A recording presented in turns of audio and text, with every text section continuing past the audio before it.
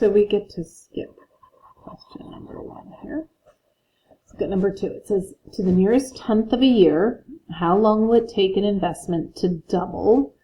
So remember that. If it earns interest at an annual rate of 3.75% compounded continuously. Anytime I see that compounded continuously, I know I'm going to use my PERT formula.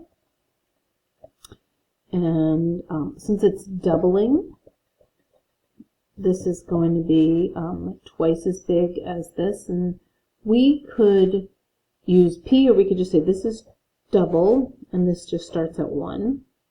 E, the rate is 0.0375, and we don't know the T.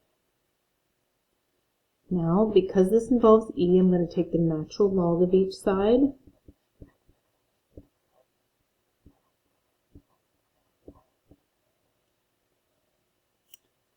And then I'm going to start doing some simplifying. I know that this has a base of E, so this answer is simply going to be the natural log of 2 equals 0.0375 T. Then to solve for T, I'm going to divide both sides by 0.0375.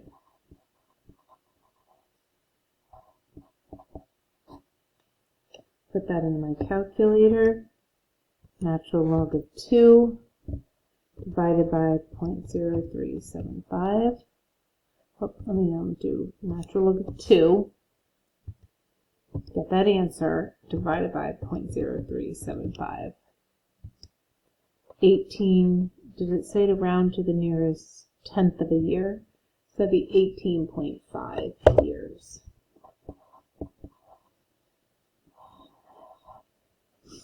All right, let's look at number 3. 3 times 7 to the x equals 15.25. What is the value of x? Right, first thing I'm going to do is divide both sides by 3. And I get 7 to the x equals, if this is a repeating decimal, I'll just leave it as a fraction. And it is. I'm just going to leave this as a fraction. And at this point, because I'm solving for an exponent, I'm going to take the log of each side. I'm going to continue over to here. So log of 7 to the x equals log of 15.25 divided by 3. Can move the x into the front. X times the log of 7 equals the log of 15.25 divided by 3. And since I'm solving for x, my final step is to divide by the log of 7. So I'm going to type this into my calculator. The log of 15.25 divided by 3. And I'm going to divide that by the log, I think it was log of 7. Yes, log of 7. And did it say what to round to? Let's go to the nearest hundredth, which would be 2 decimal places, so 0.85.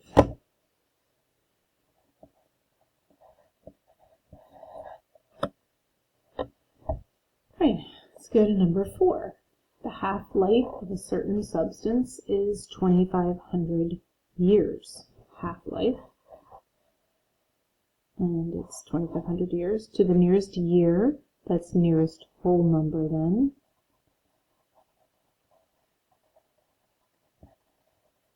How old is the substance? How old is the substance if 72% of it is remaining? All right, so I start off with my whole substance.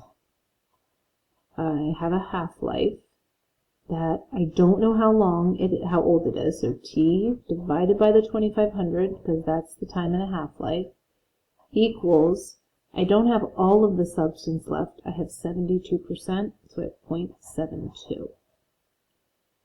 So I can go ahead and take the log of each side.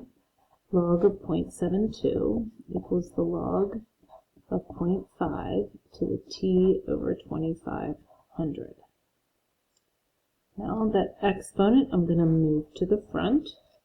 So then let's move over to here. I have log 0.72 equals t divided by 2500 times the log of 0.5. Trying to solve for t, so I need to get rid of that 2500, so I'm going to multiply both sides by 2500. Cancels here. I'm going to multiply this side by 2500, and I get 2500 log of 0.72 equals t times the log of 0.5. Now I'm going to divide both sides by the log of 0.5.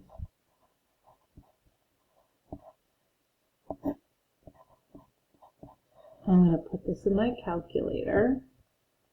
I'm going to do the log of 0.72 divided by the log of 0.5. And I'm going to multiply that by 2500. And it says to the nearest whole number, so that 8 would bump the 4 to a 5, so it would be 1,185.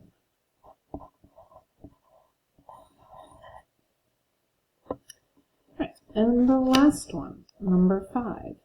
A car depreciates, so it goes down in value, 4.5% each year, so that's 1 minus 0.045.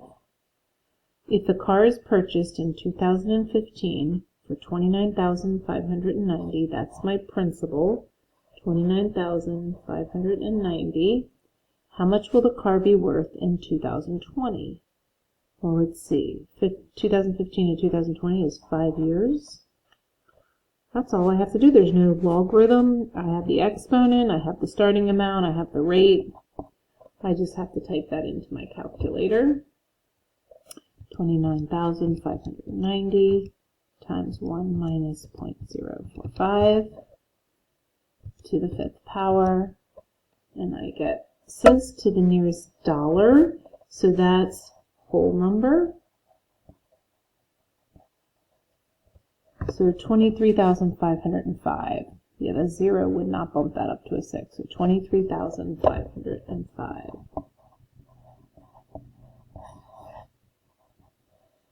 And that's page 1 of your practice test for Unit 9.